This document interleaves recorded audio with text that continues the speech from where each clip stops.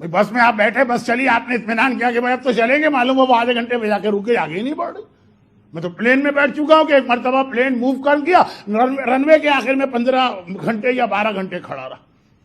اب اس وقت زیادہ بے چینی ہوتی ہے، بولا چلیں، کہا ٹھہر جاؤ، ابھی مجھے انتظار ہے ایسے کا کہ جو میرا سب سے بڑا علمدار ہوگا اور اس کے بغیر میں جا ہی نہیں سکتا سفین کے جہاد میں۔ انتظار، علی کہہ رہے مجھے انتظار ہے۔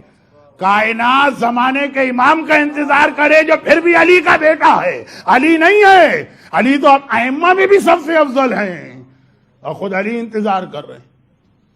ادھر گناہگار غلام کے بارے میں کہا حسن چچا کو لے کر آؤ، ادھر میرا مولا کہہ رہا کہ سب آ گئے، علی نہیں چلے گا، مجھے انتظار ہے کسی کا۔ اور تھوڑی دیر بعد دیکھا تو واقعاً یمن سے ایک بوڑھا آدمی چلا آ رہا، اپنی شان سے ہی لگ رہا، اپنی شان اور انداز سے ہی لگ رہا کہ یہ عام آدمیوں جیسا نہیں ہے۔ ایک مرتبہ قریب آیا تو مولا نے کہا یہ قرن کا رہنے اویس اویس قرنی ہے، جب تک کہ یہ نہیں آئے گا میرا لشکر اپنی جگہ سے آگے نہیں بڑھے گا۔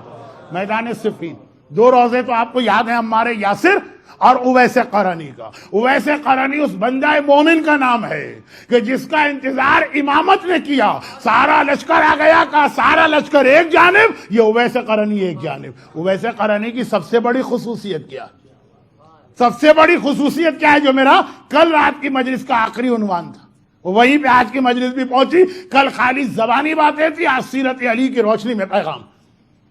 اویس قرنی اتنی بڑی شخصیت، سب سے بڑی خصوصیت کیا ہے؟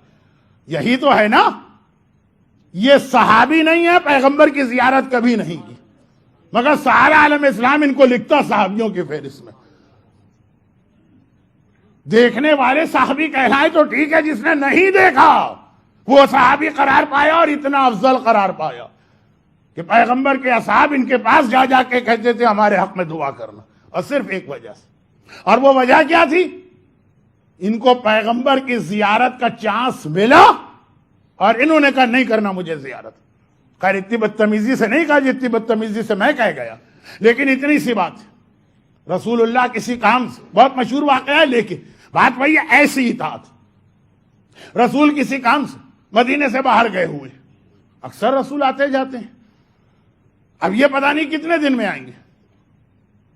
مدینے میں ایک بالکل نیا، جس کو اس سے پہلے کسی نے نہیں دیکھا، نوجوان داخل ہوا، سواری پہ بیٹھا ہوا، مسجد النبوی کے سامنے جا کے رکا۔ جب اس زمانے کی مسجد تو بہت چھوٹی تھی، آج والی مسجد چھوٹی سی، باب جبرائیل تک مسجد کے باہر تھا، وہ جنت کا ٹکڑا جسے کہتے ہیں نا، بس یہ مسجد تھی، وہاں جا کے رکا، اور قریب میں گزرنے والے سے کہا کہ بھائی ایک کام کر دو، جا کے رسول اللہ کو بلا کے لاؤ۔ ارے یہ کون صاحب ہے، سواری سے اترنے کو تیار نہیں ہو رہے، اتنے بڑے بن گئے، کہہ رہے جا کے رسول اللہ کو بلا کے لاؤ۔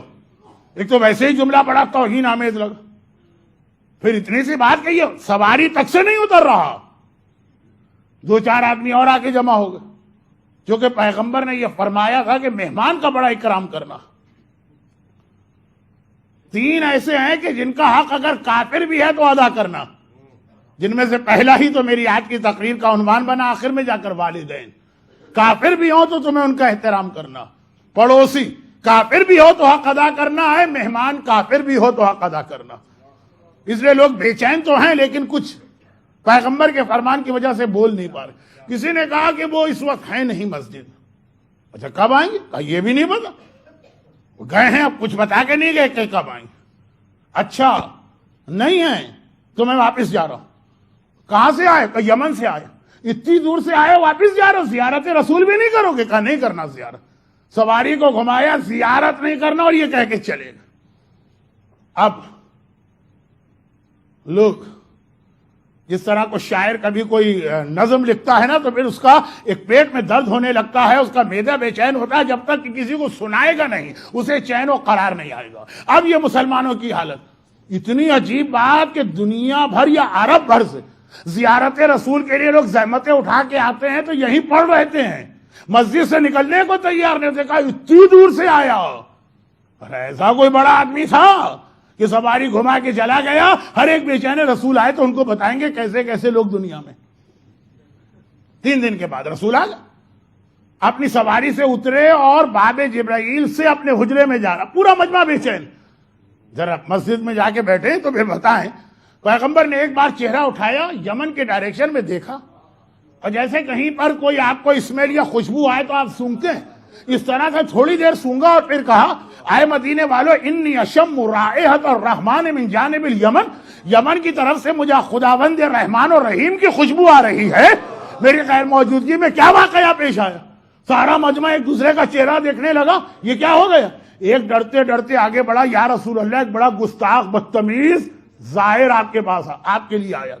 ظاہر ہے لیکن مزاج اس کا کیسا ہے؟ جیسے آقاؤں کا ہوتا، سواری سے نہیں اتروں گا، رسول اگر ابھی نہیں تو واپس جا رہا ہوں، مجھے نہیں کرنا زیارت. اور آپ کہہ رہے ہیں کہ آپ کو خداوند رحمان کی خوشبو آ رہی. انی اشم رائحۃ الرحمان. پیغمبر نے مسکرا کے کہا کہ اس زیارت نہ کرنے والوں پر بے شمار زیارت کرنے والوں کی زیارت قربان، تمہیں کیا پتا اس کا کیا رتبہ خدا کی بارگاہ میں ہے. ہوا یہ تھا کہ ماں بوڑھی تھی اور بیٹے کو پتا ہے کہ جب تک کہ ماں اور باپ راضی نہ ہو وہ سنت کام کے لیے تو نہیں جا سکتا. بار بار کہتا تھا اماں مجھے صرف اتنی اجازت دے کہ رسول کی زیارت کر. اور ماں نے کہا بیٹا تیری غیر موجودگی میں میرا کیا ہوگا. آخر بڑی مشکل سے کئی سالوں کی منت سماجت کے بعد ایک شرط پہ اجازت دی، بیٹا ٹھہرنا نہیں. اور دیکھ مجھے ڈر ہے کہ اگر تو سواری سے اتر گیا تو ٹھہر جائے گا، سواری سے بھی نہ اتر جانا، سواری پہ بیٹھے بیٹھے اب مثلا 5 منٹ رہنا اور پھر واپس آ جا. ماں سے وعدہ کر کے آیا، جتنا وعدہ کر کے آیا اس کے مطابق یہاں ٹھہرا.